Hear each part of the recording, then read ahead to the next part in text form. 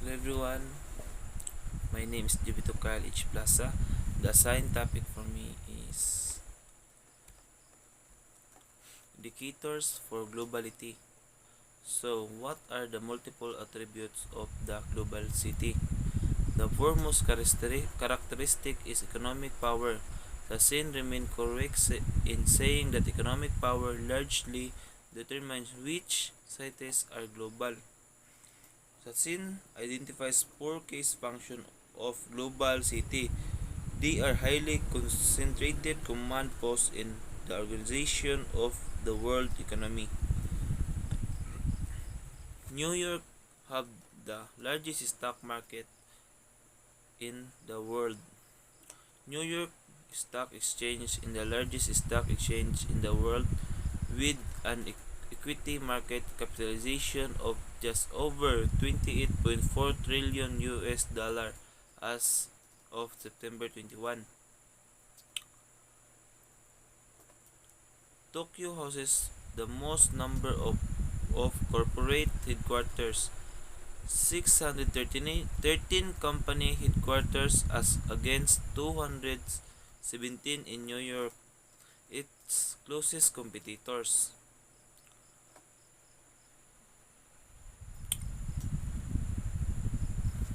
Shanghai may have smaller stock market compared to New York and Tokyo, but a critical role in global economy chain ever since China has become the manufacturing center of the world. Global chain have become common of organizing investment, production, and trade in the global economy. In many countries, particular in developing countries, they have created employment opportunities for economic and social development. Has the world's busiest container port, moving over 33 million container units in 2013. Economic opportunities in global city make it attractive to talents from across the world. Since the 1970s, many of the top IT programmers and engineering from Asia have moved to San Francisco Bay Area to become some of key figures in Silicon Valley technology boom. London remains preferred destination for many Filipinos with nursing degree. Silicon Valley is the global center of technology innovation, for example, smartphones, Apple, Asus, ROG, Huawei, Oppo, and Realme.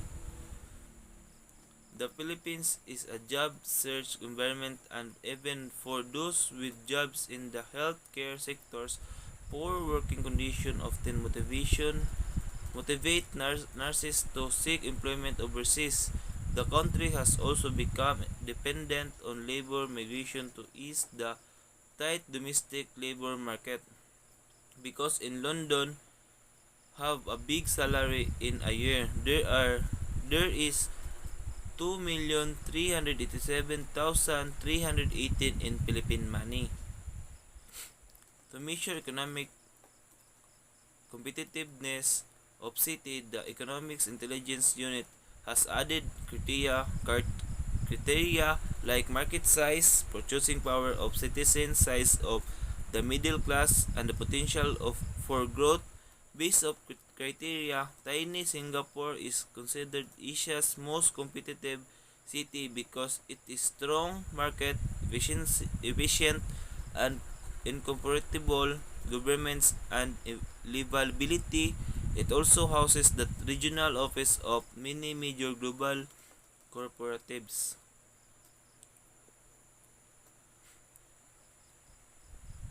Global cities are center of authority. Washington DC may not be wealthy as New York, but it is the seat of America state. People the world know its major landmarks: the White House, the Capitol Building, the Supreme Court, and the Lincoln Memorial. and the Washington Monument. Similarly, compared with Sydney and Melbourne, Canberra is a sleepy town and thus is not attractive to tourists. But Australia political capital is it is home to country top politicians, bureaucrats, and policy advisors.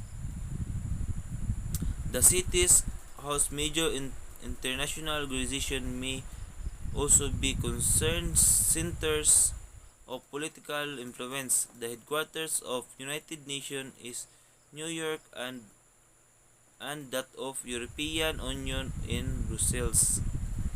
An provincial political city near the Philippines is Jakarta, which is the not capital of Indonesia, but also the location of the main headquarters of Association of Southeast Asia Nations (ASEAN). Powerful political hubs exert influential of their own countries as well as international affairs. The European Central Bank, which oversees an European Union currency, is based on Frankfurt. The decision made in the city can therefore affect the political economy of entire continent and beyond. Financial global cities are center highly learning and culture. A city intellectual influence is seen through the influence of its published industry. Many of the books that people read are published in places in New York, London, and Paris. The New York Times carries the name of New York City, but it is from being a local newspaper. Why is called New York Times? In 1852, the newspaper started a western division, the Times of California, which arrived whenever a mailboat from New York docked in California. However, the effort failed once local California newspaper came into prominence on September 14, 1857. The new newspaper officially shortened its name to the New York Times. People read it not across America but also over the world. One of the reasons for the many tourists visiting Boston is because they want to see Harvard University, the world top university. Many Asian teenagers moving to cities in Australia because of leading English language universities there. Education is currently Australia's third largest export, just behind coal and iron ore, and significantly ahead of tourism.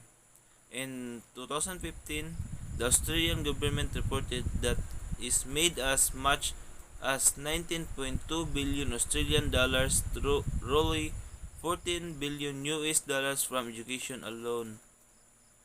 We have already explained why Los Angeles, the center of American film industry, may be considered a global city.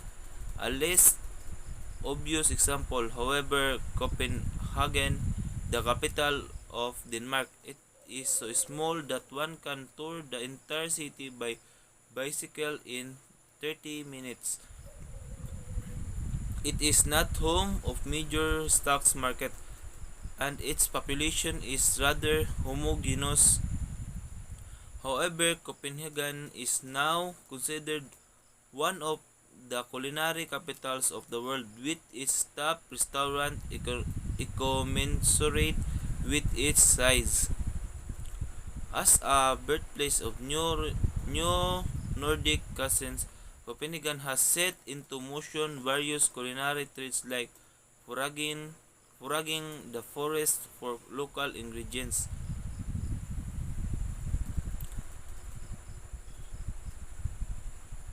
In particular, they sought to emphasize the needs of what they describe as purity simplicity, freshness, as well increase of use seasonal food. Restaurants were encouraged to develop traditional dishes, making use of ingredients benefiting from the local regions, climate, water, and soil.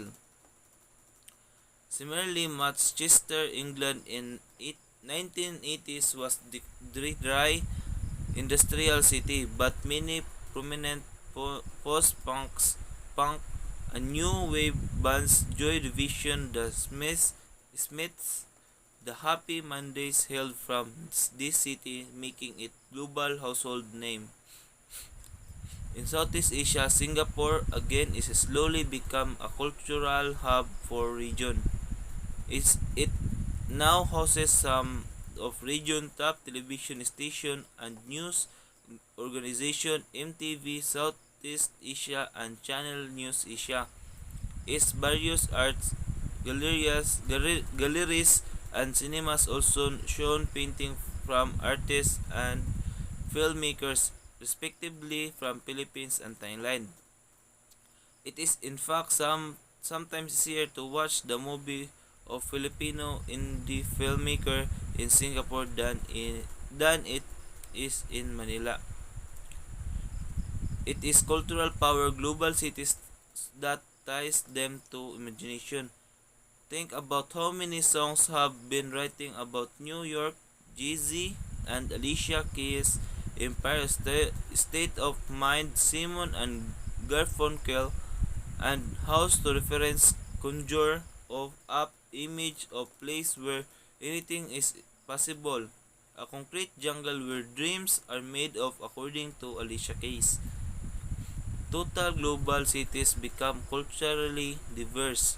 In global city, one can try cuisines from different parts of the world. Because of their large Turkish population, for example, Berlin and Tokyo offer some of the best Turkish food can find outside of Turkey. Manila is not very global because of their foreign residents despite the massive domestic migration, but Singapore is because it has foreign population of 38%.